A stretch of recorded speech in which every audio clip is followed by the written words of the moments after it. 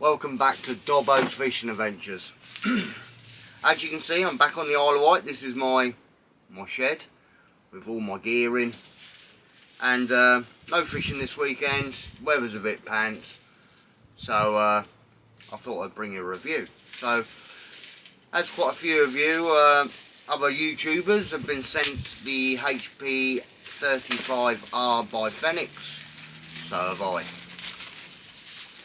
So this is going to be the unboxing bit. So I was approached by, I think her name is Nicole Wu in China. Would I be interested in doing a review on this Fenix? There it is. It was sent from England, I believe Cardiff, to me. And it turned up, I think it was either, yeah, Friday or Saturday. Yeah, looking good bit of kit so far, but it's got to come up really good in comparison to my Petzl Ultras and Petzl Duos. So let's see if it's all it's lived up to be. The box is very neat, very presentable. Really nice. That's the first time I've actually looked at the box. It's all nice, very pretty. It's a box, isn't it, at the end of the day? It's like very similar to what your iPhones and your Samsungs all come in. Very posh. So I believe the retail of this one's sort of like over £300.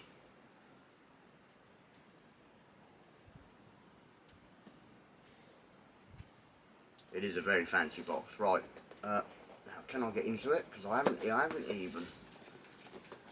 even got the bits of tape off. Have I got anything close to me? I can open that up with a pair of scissors here.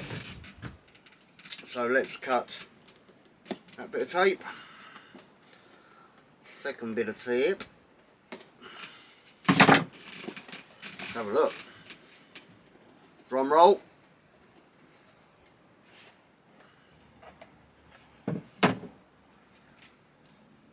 Your usual gumph instructions, how to charge, blah blah blah.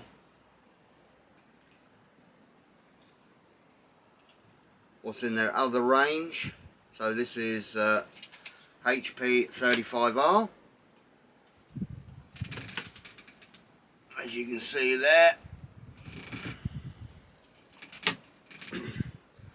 Very neat box, well protected.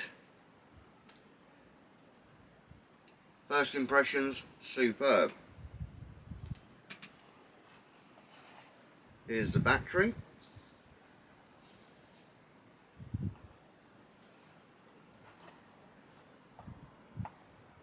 How it works.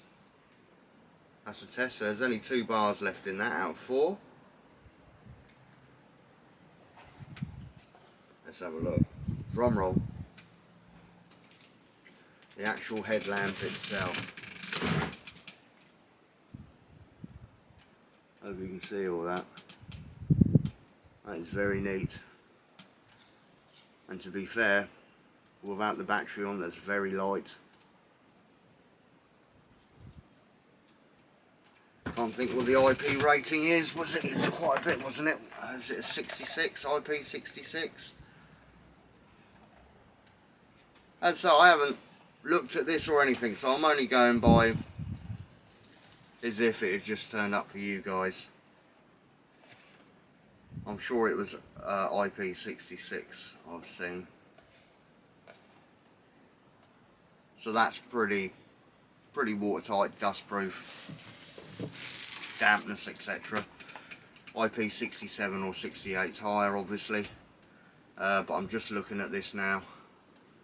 What a piece of kit. That is very, very light. And I'll be honest with you, the battery's not particularly heavy either. Let's put the box down. Oh, sorry, what's else in the box? So we've got an extension there, an extension cable that you unplug this here, and that can go in a pocket, on your waist, anywhere on your person really. It's really long, so you don't have to have it on the back of the strap on your head. Keep it somewhere separate. And this, well, to be fair, this does annoy me a little bit now I've just seen it. So let me put the headlamp down.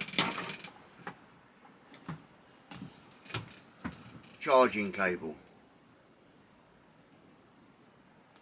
Is that a C to C? So you've either got a C to C or your standard USB that just flips over that to go in a charger. Why can't they just do a wall plug charger? That's what annoys me. Oh yeah, everyone uses mobile chargers, you know, your typical things, but why? That's a bit annoying. I like to see an actual individual wall plug 240 charger. Admittedly, C to C, that's the majority of chargers for wall plugs nowadays, isn't it, for your phones? But you're spending all that money. How much is that? Couple of quid? I would like to see a proper wall charger specifically for the battery. But hey ho, it is what it is. Moving along with modern times, I suppose. But yeah, that's a little bit annoying. I would love to have seen a better battery charger, or a charger for it.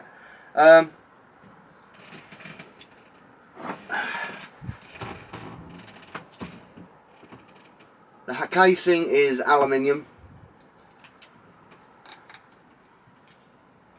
all nicely anodised.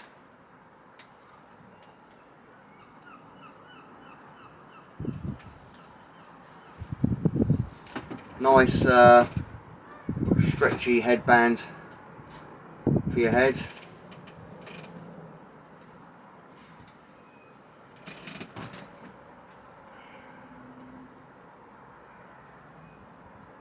Hope that's focusing alright, might not be.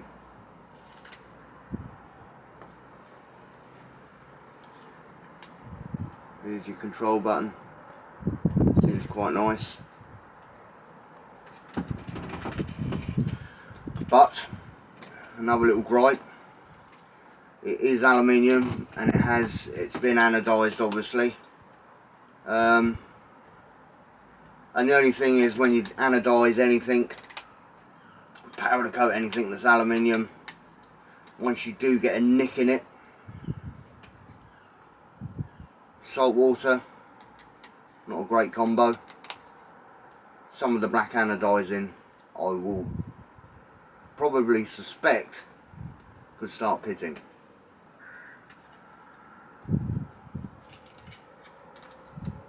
It's aircraft grade aluminium. It's good aluminium, don't get me wrong, but once you powder coat anything and you just get that little scratch in it, little chip, anodising doesn't like that, and it will start to blow with the salt water. Fresh water probably wouldn't hardly do anything, but salt water, aluminium, anodising, painting, anything like that with aluminium is not great. But they probably come on in leaps and bounds, so I'm probably eating my own words there and shooting myself in the foot, and it's probably going to be fine. I'm only giving an honest review. That's what I've been told to do. Now, time, so how do you put that in there? See, I ain't even tried nothing, so that's got to go like that.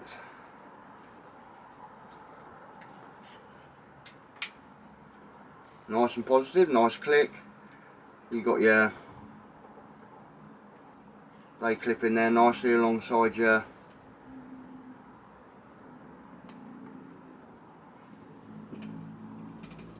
on the headband there, so that goes alongside your head.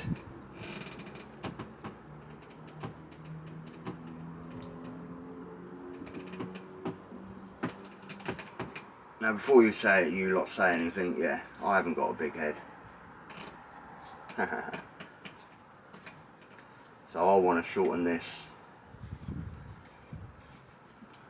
right down, Very easy to do, very similar to my Petzl Ultras.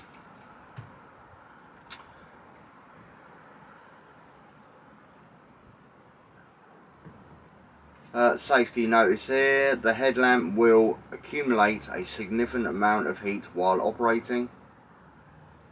Do not cover the lens or place the headlamp upside down on any object. Do not place a headlamp near flammable objects. As if. Right, we stick it on this greasy bonce of mine. I suppose I could cut that little tag off, couldn't I?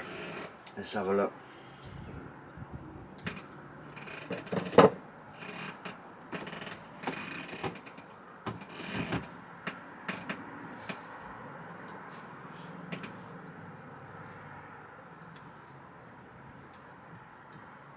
It needs a little bit of more of adjustment in from my head. That's better. Right, so there you go. The whole thing. The battery is quite heavy. Now I've got it onto the headlamp itself.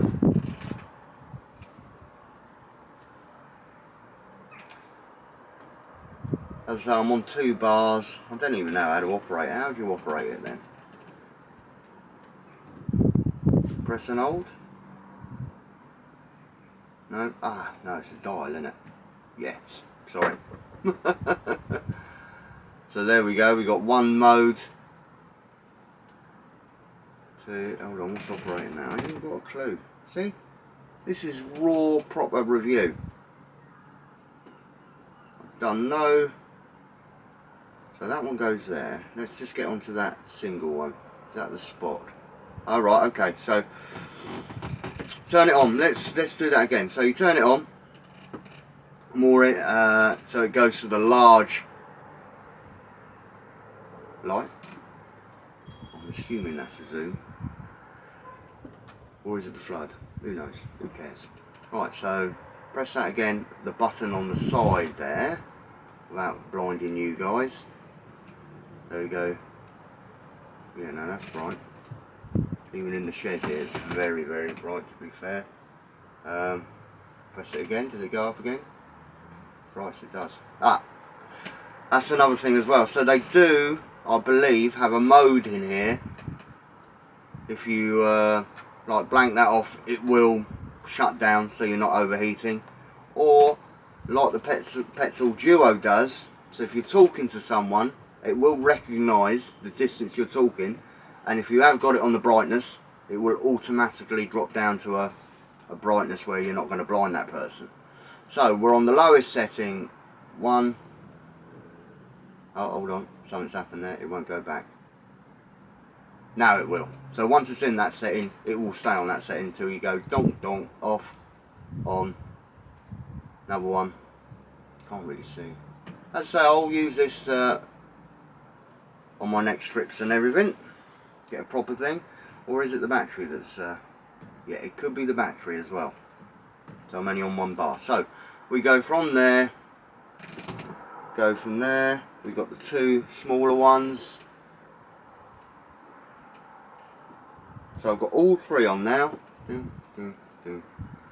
Now I have to say, that is a tad brighter than my Ultras or my Petzl Duos. So time will tell. I shall do it obviously over night time. Let me turn that all off and I will charge the batteries up. There we go, that's all off.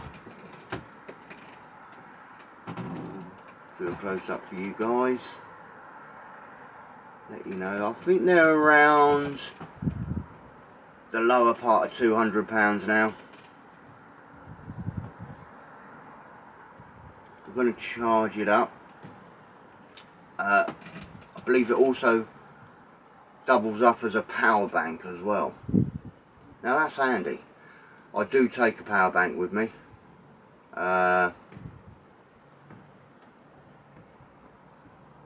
Just to keep your phone charged up or any other device. but it does double up as a power bank. You have a red light on here, that flashes, stays on, handy. Yeah, so let's go back through it all again. So weight wise, probably a little heavier than my Petzl Ultra and Duo. You can extend this, you don't have to have the battery on the back of your head. You can put that in your pocket, rucksack, whatever you want to do. It does come with this extension cable. I'll read a bit more information off the box in a second, because really I'm just blabbing it through, aren't I, really? But that's no different from you guys. If it just turned up with you, you know, you're going through all the settings. I haven't preempted any of this. So this is the Fenix HP35R. Let me read a bit more of the tech spec for you guys, whatever you want to do. Right, let's have a look on this box. Let's have a look, because I'm just waffling on here, aren't I, really? So it's a HP35R by Fenix, multiple light sources, high output, search and rescue headlamp. More than good enough for fishing. So you have a spotlight, floodlight, plus spot and floodlight, rotary switch and electronic switch. So the rotary turns them all on and the electronic gives you the output of whatever you want. Quick release battery case, yep. Red light for alerting, that's that on the back, which is handy, especially if you're stranded on those rocks somewhere, which we've all been there and done it and got the t-shirt and had to wait for the tide to go down. Right, so we got, so what it's saying is a maximum 4,000 lumens, very impressive. 400 meters, 450 meters max beam distance. Now that is impressive. You actually think what 450 meters is. So the battery is a 7.2 volt, 5,000 milliamp hours.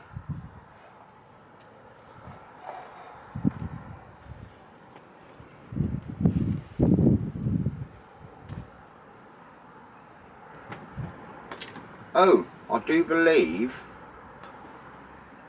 that rating I have seen somewhere, that you can submerge the headlight for up to it could be a few minutes, I don't know. I know I've seen it somewhere, not recently, but I have done. You can submerge the headlight and it works for, I don't know, metre, couple of metres, who knows, underwater, for however long length of time. Not that we want that. We do not want to be going in the water, especially dipping your head under. But yeah, so there we go. So that's basically the unboxing of it. As I say, the one thing I don't like, I would like to see a proper charger for the battery, instead of just using a standard phone USB type charger, C to C, or it's got the flip over, so you've got standard USB. I can't really say about this. Time will tell with the aluminium housing. It's all been anodised, but once again, salt water, aluminium, anodising. Once it scratches, it can start to blow. That bit on the back, now I'm just playing with that.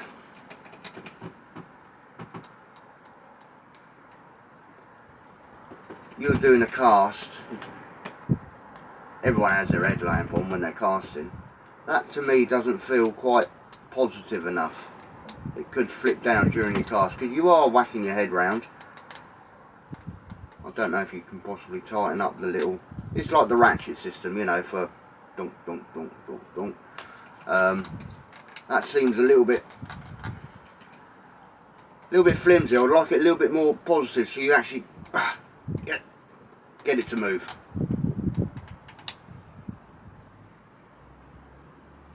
What else? So just looking at it out the box, what the box has come with, the extension cable, the charger I'm not impressed with. I would like to see a decent dedicated proper charger for it.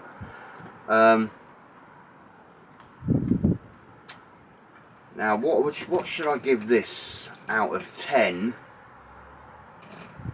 from out the box? Let's go in close again. Can't quite tell if I'm focusing properly. My eyesight is shocking. That's the trouble when you get the 50 plus. Marks out of 10 for looks, for feel, presentation box, what it's come with. Obviously I won't do another review now for probably a couple of months, because I will be shore fishing now for the next 6 weeks at least. I've had enough of the sole fishing. The next step is going to be cod. It's everyone's go-to fish from the autumn onwards. So, out the box, come on Dobbo, be honest. First impressions out of 10.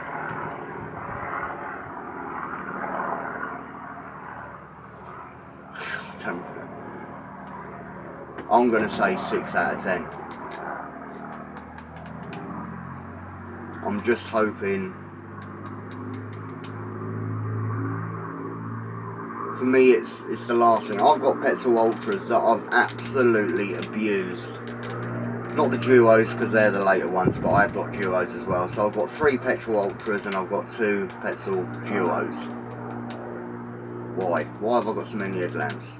It's weird, and I still use that one for 20 plus years ago. Ultra. I've used and abused the Ultras, and they've stood the test of time for me. I've dropped them, you know, I've pulled my hoodie over, I've beaten the headlamp off, straight onto the ground, faultless. With this one,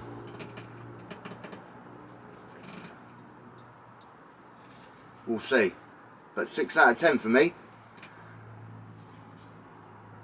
I've been sport for 20-25 plus years with the Ultras, but I'm certainly going to abuse this. It's going to be no holds barred. I will tell it how it is. But yeah, so at the moment, that is, it feels quality, don't get me wrong. There's nothing there that says cheap. Nothing.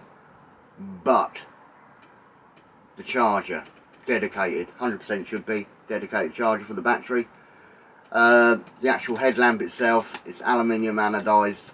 We'll see what it can put up with drops, scratches, stuff like that. I'm not going to purposely do anything like that, but accidents do happen when, you know, you drop stuff. It does happen. We've all been there. Can't say any other difference. But yeah, so 6 out of 10 out of the box. Time will tell, and I will definitely abuse it in the next few months, not purposely, but just in general fishing. You do end up, you know, you're in all weathers, all temperatures. We'll see how it stands out. So there you go. Anyway, check it out. There's loads of people who've done reviews on them. You know, I'm only being honest. I don't want you to go and pay 230 odd quid or whatever it is, low 200s, and it's absolute pile of rubbish. But check the other reviews out. Maybe, you know, I haven't checked anything out. I'm only being honest. Don't want you buying something that's, you know, God bloody hell, I went on Dobbo's recommendation or something and it ended up rubbish. That's not me. The same with all my gear here. Thousands and thousands in this shed, but fingers crossed. And it's only just the charger that's going to let it down. The aluminium's the anodising is going to hold up to what it should do, but we'll see. And yeah, I'll let you guys know soon. Take care. Thanks for all your support as always. Check out Sakuma. Check out Trident Tackle Developments. And Wriggler's Baits. Oh, and Sea Weights. They're certainly good for sole. Tickety boo.